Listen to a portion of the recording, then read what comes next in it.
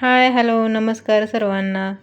तर माझ्या नवीन एका व्हिडिओमध्ये तुमचं पुन्हा एकदा स्वागत. आणि तुम्ही छान छान कमेंट करताय, मला चांगला प्रतिसाद देताय, त्याच्याबद्दल तुमचं मनापासून धन्यवाद.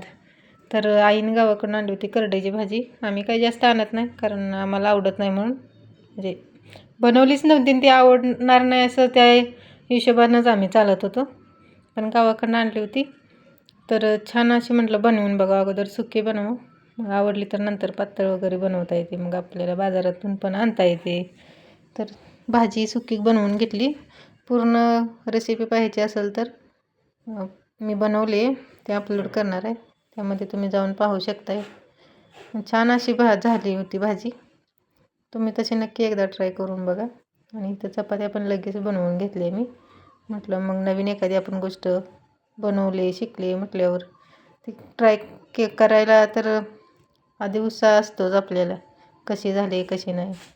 मग मी गरम गरम म्हटलं भाजी चपाती आपली नाश्त्याला खाऊन बघूया. पण नंतर माझ्या लक्षात आलं, मी ताट बनवून घेतलं आणि मला करायची होती देवपूजा. म्हटलं अगोदर देवपूजा करावी, नंतर आपली पोटपूजा. मग ते बनवलेलं ताट मी तसंच ठेवलं आणि अगोदर देवपूजा वगैरे करून घेतली. मग जेवण केल्यावर बरोबर वाटत नाही देवपूजा करायला. बघा, एखादी गोष्ट ना म्हणजे आवडत नाही म्हणून त्या गोष्टीकडं आपण दुर्लक्षच करतो.